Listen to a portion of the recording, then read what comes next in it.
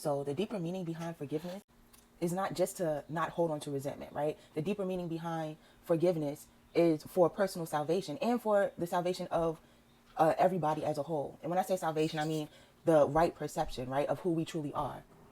When we forgive, we usually let go of resentment, but we still have that feeling of, this person is wrong in a way, right? We still there's some sort of arrogance or superiority where you feel like you did the right thing and this person did the wrong thing, right? But the purpose of salvation is to see past that, right? To not see the error at all, not see what the ego has done at all, right? Because we are of one spirit, we cannot come into salvation by ourselves. And I keep using the word salvation, but and I know that's a tricky word, right? It has very religious connotations, a very like we need to be saved, but we need to be saved from our warped perception. You know what I'm saying? So salvation is seeing through the higher mind, right? Seeing through the eyes of God, right? And in that, we can not only see ourselves through the eyes of God, we have to see everybody else, and everybody else in whatever state they're in, right? It's complete acceptance of whatever state anybody else is in. And it's not complete acceptance in a state of superiority, right? It's complete acceptance knowing that they're innocence, right? When we come into ourselves, when we understand ourselves, we let go of guilt and we let go of shame. So that means we are understanding our innocence, right? But we can't just understand our innocence and think everybody else is guilty, right? Because that's not peace and that's not true. That's a life of fighting demons, right? You're perceived to be fighting demons constantly, right?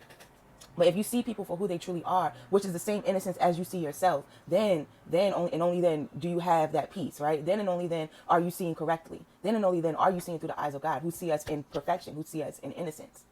Our job is not to correct each other, and that's why we're always in a constant state of war, because we're always trying to one up each other, trying to see who's right and who's wrong, right? But our job is not in correction. Our job is to see beyond the error, see beyond to their innocence. No matter what is going on, no matter who's doing well, no matter what is coming up against you, see beyond that, right? See to the heart of the person, because the heart of the person is the same as your heart. We are of one spirit, and if you have to perceive everybody's spirit in order to perceive your own, right? Because we are one spirit. If we see ourselves as innocent and see everybody else as guilty, right? Then you're seeing yourself as guilty as well, because we are of one spirit, That is the same as believing that there's some hidden bad intentions within your own heart, That's not seeing your true innocence. It's not seeing the true innocence of somebody else. It's only validating the ego, which is that idea of separation, the idea that we are not love, we are not pure love, that we are not pure peace, that we are not good, Everybody is good.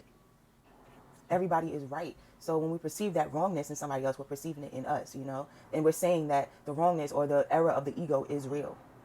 So there's no true understanding there, right? There's no true understanding if everybody else is guilty and we're the innocent ones, right? You have the Father, which is God, or that universal energy, right?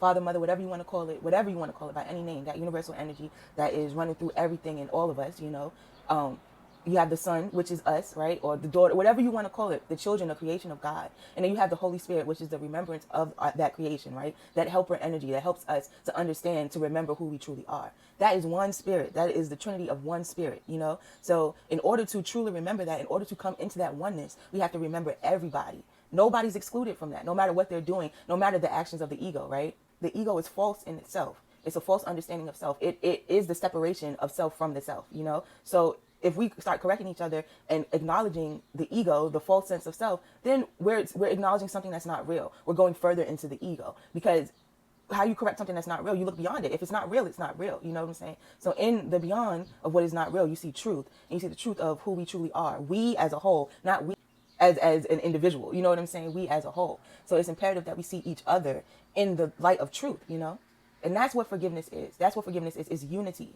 That's not to say to be naive and stay in situations where people are acting through their ego, but it's for you, right? Everything starts in the mind. Everything is mind, right? So when we perceive people as innocent, right? When we see it in our mind as innocent. So when we forgive, we're not just forgiving to say, oh, throw that person away as if they're nothing. We're forgiving to see them for who they truly are, Whether we're around that person or not, we're seeing them for who they truly are. We're seeing them in the light of God. We're seeing them in their innocence. We're seeing them in their purity, right? Blessed are the pure in heart, for they shall see God. You know what I'm saying? When you're pure in your heart, when you see the heart of man, you will see God. You'll only see that. You'll only perceive the good. You won't perceive the ego, whatever the ego is doing, you know what I'm saying? However people act in the ego, that's not what you're perceiving. That effort is going to not perceiving the ego. And once we see each other in that innocence, that's how we extend ourselves in love. You know what I'm saying? It's in our own hearts. It's in our own perception. It's in our own light. That's how we extend ourselves in love, That's how we break free from the hold of the ego. If we don't see everybody else in innocence and only see ourselves in innocence, you're still stuck in the ego. You're still afraid of what somebody can do to you. You still think that people, hearts have hidden intentions. But when you can see past that, if you can trust the light within them as you can trust the light within you, then you're free from the hold of the ego. Then the blessings come in. Then you see the balance of the world. You know what I'm saying? You see the world truly. That is our true light, right? That power is transformative, right? It allows you to be actually free and let go of everything that you've been holding on to. And not only for you, but imagine what it does for another person to not see them in their error, even when they can't see past their own error, right? They can't see past their own shame. They can't see past their own guilt or whatever they're holding on to within them. If you can do that for another person, that's love. That's love. And that's love of the self, and that's love of another. Because sometimes you be thinking to God, like, why are you allowing all these things to happen? I'm not giving out the same energy, so why are you allowing all these things to come up against me? Or why are you allowing all these things to happen?